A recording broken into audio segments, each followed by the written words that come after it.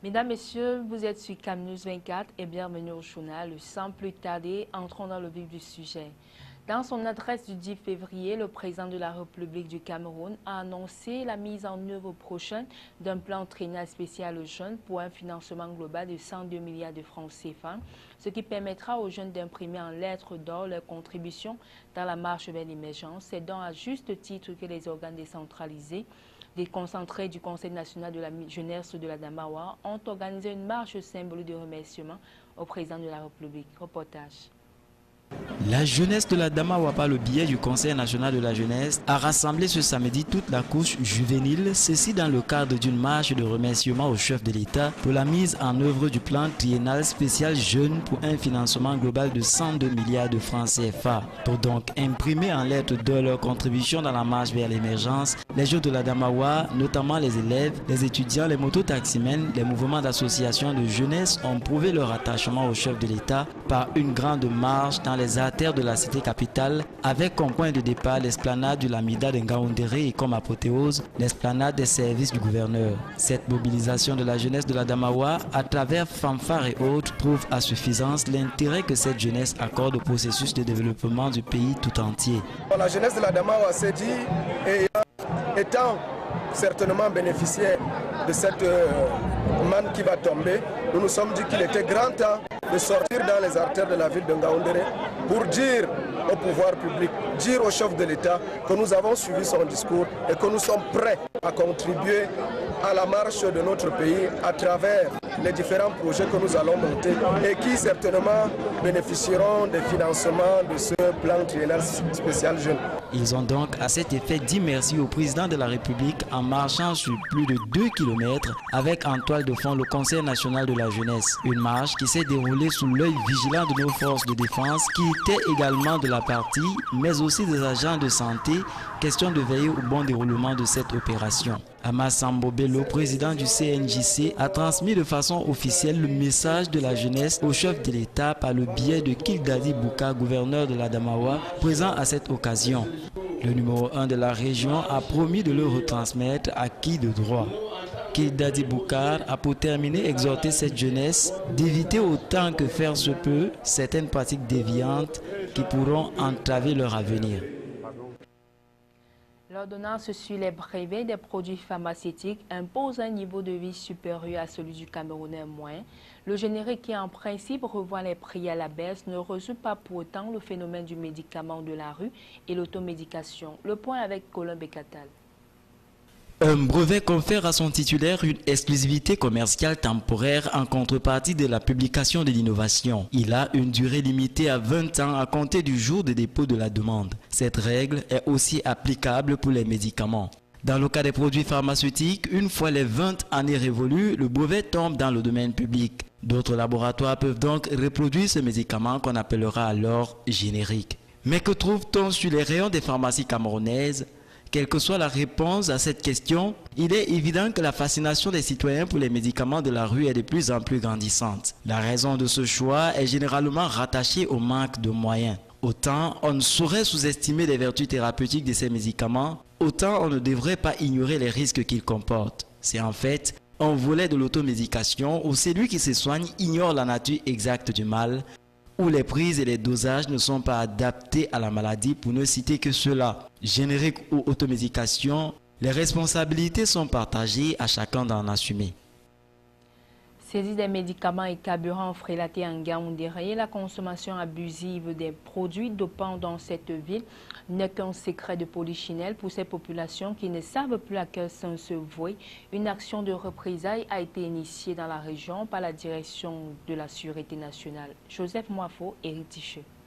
Pour lutter contre ce fléau qui a déjà causé beaucoup de dégâts en vie humaine et matérielle, les éléments du commissariat central de la ville de Ngaoundéré ont entrepris depuis un certain temps de s'aimer la terreur au sein des gangs qui ne cessent de nuire à la tranquillité des honnêtes citoyens de la métropole régionale de l'Adamawa. Et après une descente dans certaines artères de cette cité, sous les consignes du délégué régional de la Sûreté nationale pour l'Adamawa, cette équipe a pu saisir plus de 5000 produits frelatés, entre autres les tramoles, les diazapam, produits qui sont vendus par des jeunes Camerounais et même étrangers en bordure de route et qui constituent un véritable danger pour les consommateurs, car, disent-ils, ces produits permettent d'être surnaturels et vous plongent dans une vivacité exemplaire. Les missions de sécurité publique sont claires: assurer la sécurité et la protection des populations. C'est dans ce cadre que la mission permanente nous est confiée de lutter contre tout mal, tout fait qui puisse mettre en danger les populations de la ville de Ngaoundéré. C'est à cet effet que nous avons reçu une recommandation spéciale du haut commandement nous enjoignant de lutter avec frénésie contre les médicaments de la rue et ensuite contre le carburant frelaté. Les jeunes sont donc les principaux acteurs dans la vente et la consommation de ces produits. Les aphrodisiaques ne sont pas en reste. On a également saisi plus de 188 bidons de 30 litres, soit 5640 litres de carburant frelaté. Au cours de l'opération, mal a été pris du nommé Malak Kamsoulou, âgé de 23 ans, alias Kaka, trafiquant de motos connu dans la ville de Ngaoundéré. Lui est spécialisé pour dépiécer les engins à 2 roues afin de les commercialiser dans la communauté. Cependant, on peut donc dire que cette opération coup de poing menée permettra à ce que ces fraudeurs ou vendeurs des produits pharmaceutiques puissent arrêter cette commercialisation. La ville de Ngaoundéré étant le carrefour entre le nord et le sud Cameroun, ce phénomène reste d'actualité, mais nous pouvons maintenant dire que la récréation est terminée car tout est mis en œuvre dans la Damawa en vue de lutter sans merci contre ce fléau social. Douala a accueilli le 26 février les travaux de l'Assemblée générale de l'Ordre des avocats au barreau du Cameroun, travaux consacrés à l'examen de plusieurs points, parmi lesquels la problématique du système de common law, mais à l'ouverture de la session ordinaire d'ailleurs qui a précédé une autre extraordinaire. Le président de l'Assemblée générale sortant a fait un exposé méthodique et déontologique sur le rôle et la condition de l'avocat au Cameroun.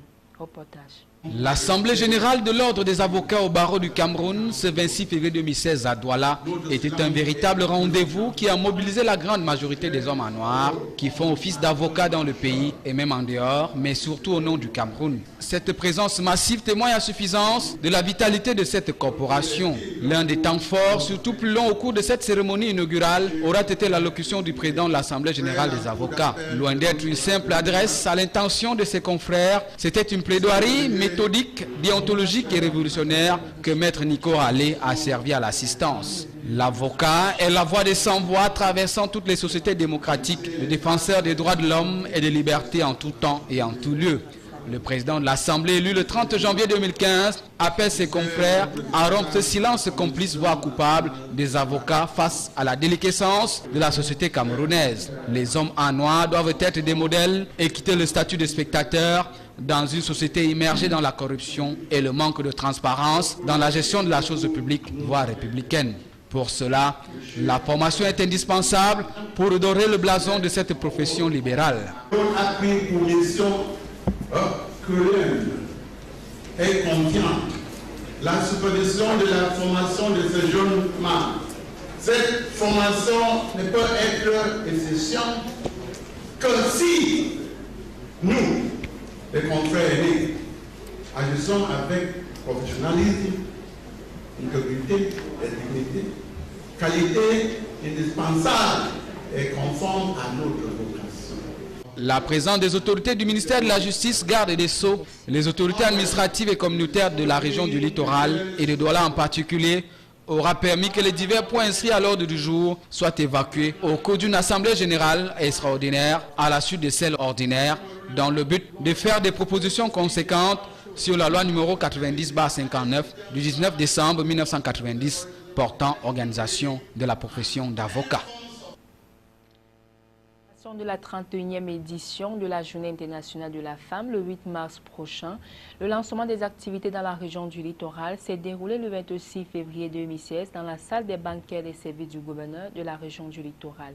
Une cérémonie qui a vu la participation de certains responsables en charge de cet événement, conduite par le représentant du gouverneur de la région du littoral. Reportage. C'est le représentant du gouverneur qui a donné le ton à cette cérémonie qui a connu la participation massive de nombreuses femmes venus assister au lancement des activités de la journée à elle dédiée. Après l'exécution des deux hymnes à savoir l'hymne national et l'hymne de la femme, Madame le délégué régional du MINPROF, dans son discours, fait le bilan des préparatifs de la région du littoral, permettant ainsi aux délégués départementaux des 4 arrondissements de dérouler le programme de la journée dans leurs localités respectives. Pour égayer l'assistance, un groupe d'artistes du terroir a émerveillé la salle.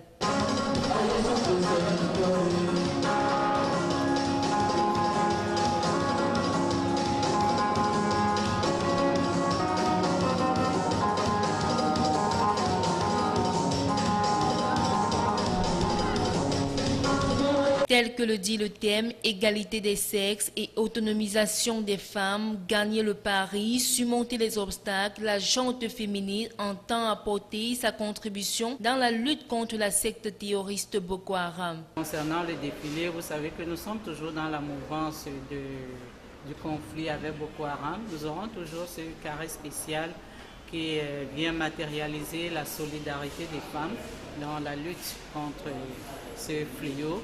Et ce carré spécial sera donc composé de femmes, de corps habillés, les 7 corps habillés, de la police jusqu'aux eaux et forêts. Alors, mesdames, sachez occuper la place qui vous revient et que la fête soit belle. Mondial du bâtiment 2015, le Cameroun fait le briefing de sa participation. Un séminaire a été organisé à Yaoundé et conduit par le secrétaire d'État auprès du ministère des Travaux publics chargé des routes, Luc Mas Aïna Rwanda, en présence du patron opérationnel du Salon mondial du bâtiment, Guillaume Loiseux. Plus de précisions dans cet élément de la rédaction. Sous la conduite du secrétaire d'État auprès du ministère des Travaux publics chargé des routes, une délégation multisectorielle du Cameroun a participé au Salon mondial du bâtiment du 2 au 6 novembre 2015 à Paris en France. Cette participation ayant été fructueuse et satisfaisante, il fallait faire les décomptes. Question à expliquer le professeur Louis Mas Aïna Ouandja de présenter les informations et les formations sur les innovations techniques et technologiques reçues au cours de ce salon, les découvertes et d'autres résultats de recherche et de développement dans le sous-secteur de la construction. C'est un séminaire de restitution qui vise à débriefer de la forte présence de l'ensemble des décideurs du bâtiment du Cameroun au dernier salon Batimat et mondial du bâtiment de novembre 2015. Donc ça a été organisé et fédéré par le ministère des Travaux publics et l'objet est de partager avec l'ensemble des décideurs les grands éléments de leur visite, les points d'amélioration et d'évoquer ensemble tout ce qui peut être développé de façon spécifique pour répondre aux enjeux du Cameroun. Il s'est également agi au cours de ce séminaire d'impulser un nouvel élan dans la réalisation des nombreux projets de construction, à l'exemple des constructions des logements sociaux, d'infrastructures hôtelières et des édifices publics liés à l'organisation des Cannes 2016 et 2019 et surtout de mettre en place un nouveau cadre juridique et institutionnel de l'industrie de la construction, une plateforme relationnelle permettant de professionnaliser les acteurs de l'industrie de la construction, maîtres d'ouvrage, concepteurs, fabricants, entrepreneurs, investisseurs, industriels, experts, chercheurs et financiers. En croit le professeur Louis-Max Aïna Ouandja, ingénieur polytechnicien et secrétaire d'État auprès du ministère des Travaux publics chargé des routes, cette spécialisation et cette professionnalisation de tous ces acteurs sont indispensables pour une mise en œuvre efficace et efficiente des projets de construction, respectant les règles de l'art et les standards internationaux qui sont pour lui des gages de l'obtention d'ouvrages solides, attrayants, fonctionnels et pérennes. Ce journal s'achève. Merci de votre fidélité et bon suite des programmes sur CamNews 24.